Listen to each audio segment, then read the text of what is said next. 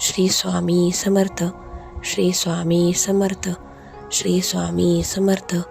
Shri Swami Samarth. Shri Swami Samarth. Shri Swami Samarth. Shri Swami Samarth. Shri Swami Samarth. Shri Swami Samarth. Shri Swami Samarth. Shri Swami Samarth. Shri Swami Samarth.